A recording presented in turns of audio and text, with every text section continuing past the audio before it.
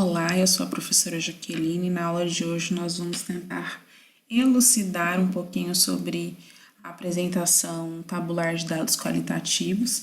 A prof vai usar como ferramenta o Excel, tá? Já que nós estamos, em um período de pandemia, de isolamento social, e eu não consigo ir para o quadro branco conversar com vocês a respeito do conteúdo. Primeiro, a gente tem que se lembrar que eu sempre preciso partir de um conjunto de dados.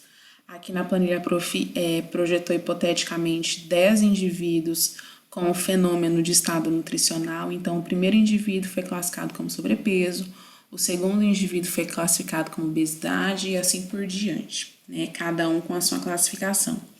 Eu tenho 3 possíveis rótulos ou 3 possíveis fenômenos que eu quero apresentar desse conjunto de dados, que são os indivíduos eutróficos, os indivíduos com sobrepeso e os indivíduos com obesidade. Quando eu apresento uma tabela, independente dela ser com dados quantitativos ou com dados qualitativos, como é o caso do exemplo agora, toda a tabela precisa iniciar com um título, que é o título que a prof colocou aqui como exemplo.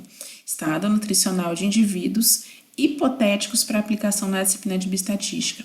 Todo bom título tem o local, o público-alvo e a minha variável desfecho. A minha variável desfecho nesse título é estado nutricional, meu público-alvo são indivíduos hipotéticos, porque eles não existem, e o local é a disciplina de bioestatística neste caso, tá?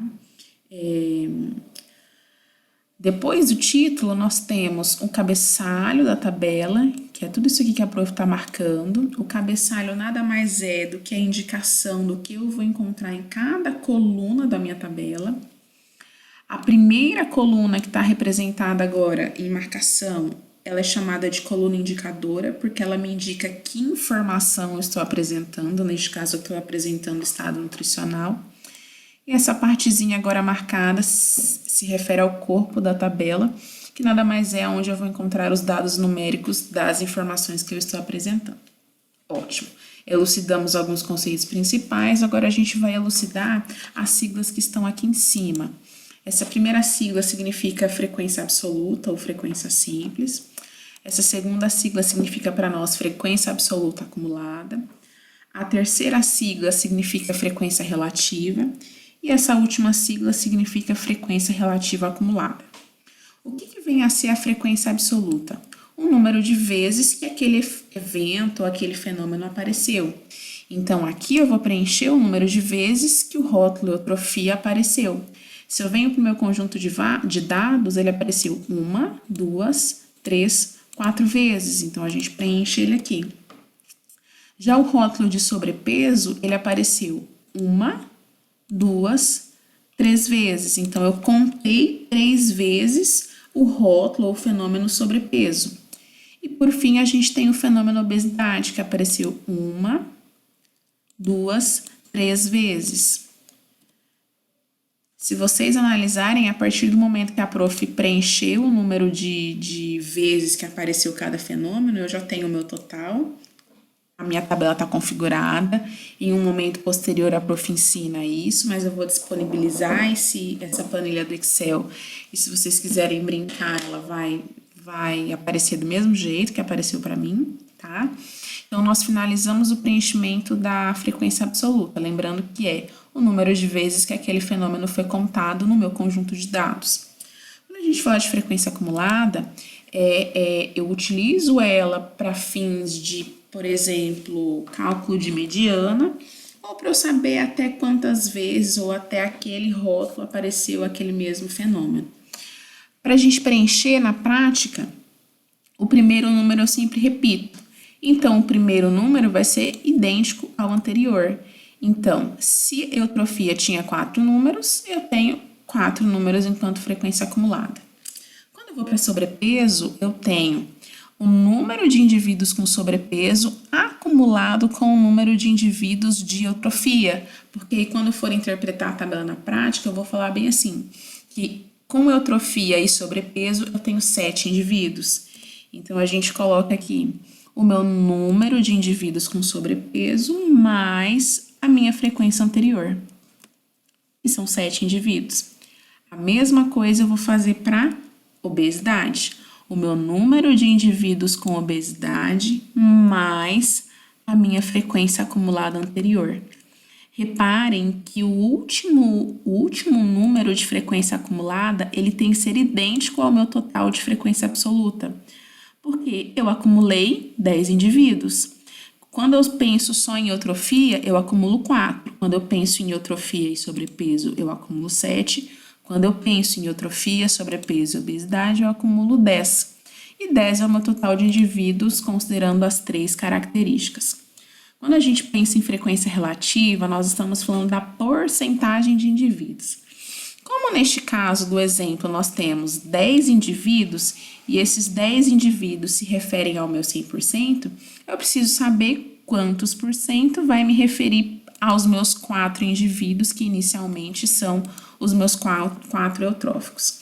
Aqui embaixo, ó, a prof colocou a formulazinha que a gente usa no Excel para calcular isso rapidamente. À mão, a gente vai fazer isso do jeito que nós já sabemos. Qualquer dúvida que vocês tiverem, vocês podem tirar comigo no fórum, né, no horário da nossa aula. Enquanto isso, a prof vai preenchendo a fórmula aqui, inclusive para vocês já verem que é extremamente prático, tá? Não vai mudar nada. Prof, o que foi isso que você fez? A prof usou a tecla F4 para marcar o número 10, porque o Excel ele é cheio de inteligência que não é compatível com o que a gente quer naquele momento. Então, para que quando eu for copiar e colar para o de baixo, ele não pular para a célula F7, ele se manter na célula F6, eu marquei a célula F6 para todos os meus cálculos serem feitos com a célula F6, que é onde está o meu valor do número 10. Dando um Enter, vocês vão ver que o Excel ele já preenche bonitinho. A prof vai arrastar e a mágica vai acontecer, né? Fixei o F6, então ele já está preenchendo todo o resto. A mão, vocês checam para mim esse resultado. Se tiver dúvida, é só entrar em contato comigo pelo fórum. Na hora de preencher a frequência acumulada relativa, é do mesmo jeito que a gente fez a frequência acumulada simples. Vou fazer uma observação. Quando nós calculamos os valores da frequência relativa, eu sempre preciso colocar como referência os números dessa coluna, que é da frequência absoluta.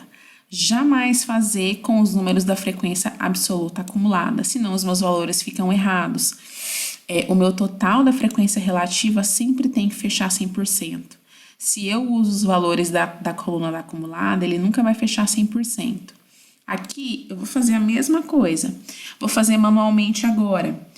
O meu primeiro número, eu vou repetir ele, certo? O meu segundo número é o quê?